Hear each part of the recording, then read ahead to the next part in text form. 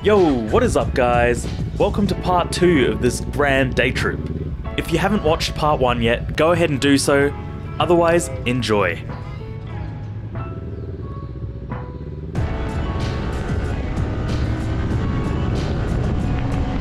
I was now dialed in, the roads were getting good, it was time to up the ante by adding a little bit of spirit to the ride. We finally made our way onto the road that Sahan was really excited to ride along.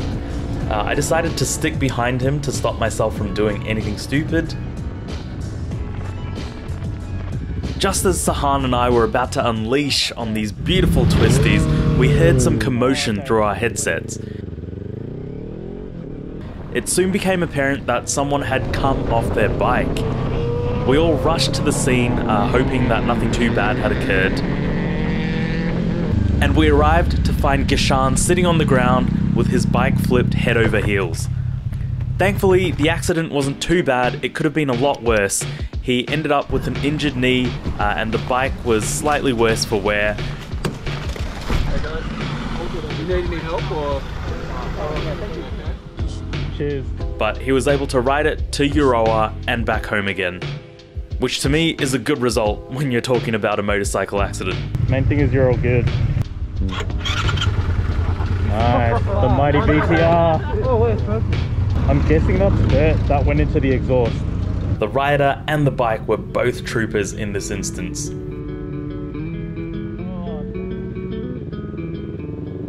We finally made it to Euroa, but it turns out everything here closes at 1 PM, even on a Saturday. So we had no option but to replenish our famished tummies at a truck stop on the side of the freeway. It kind of all added to the chaos and the drama of the trip.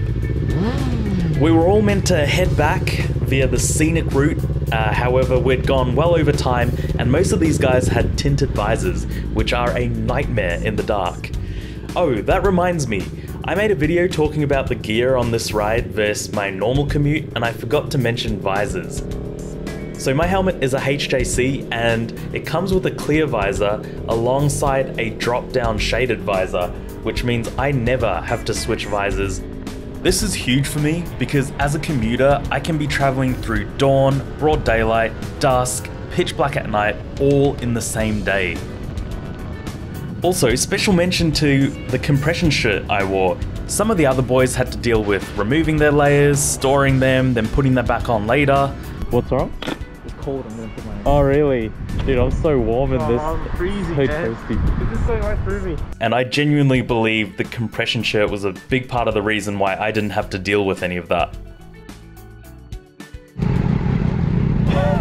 Oh lordy. The shit that does to your back.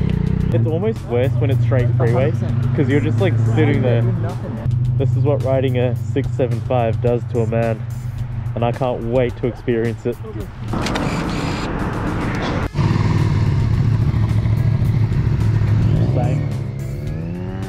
So we stopped in Broadford, but half the group missed the exit, so we ended up having to meet them on the side of a freeway, which in itself is a surreal experience when you're at a standstill and you've got cars doing 110k an hour plus mere meters away from you. Oh, you're heading off? Yeah. Oh, it's so good seeing you. Nice to meet you, Ganesh.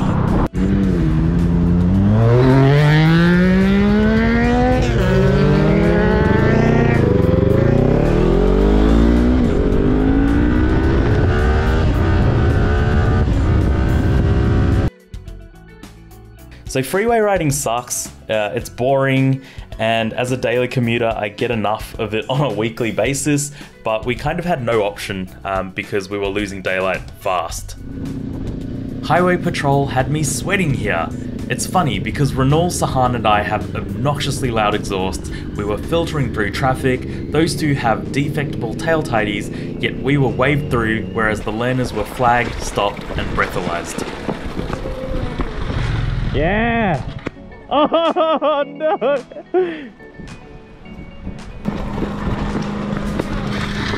Oh, what is that? Why does it lock up completely? We came to a brief stop just to check directions, and the 675 struggled to start up again. So when we finally got it going, he decided to head straight home. Yes. It turns out this was all caused by a loose terminal. Oh man, good luck. Good luck.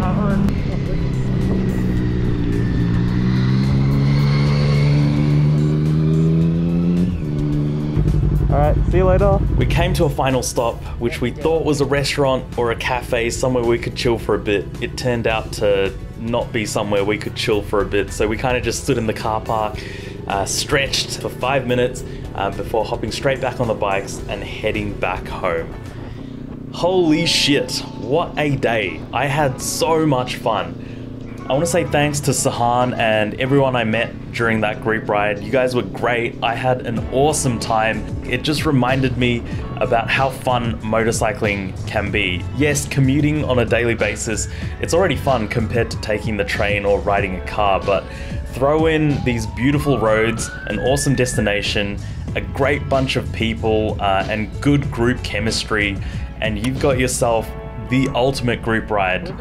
It's a shame that Gashan came off the VTR 250, but the big thing is he's okay. It could have been a lot worse, and I'm glad that it wasn't. This little trip has set my bar for group rides so high. If your group rides aren't this good, I feel sorry for you. Anyways, I hope you guys enjoyed the video. Remember to like, comment, and subscribe if you haven't already. I will catch you on the next one.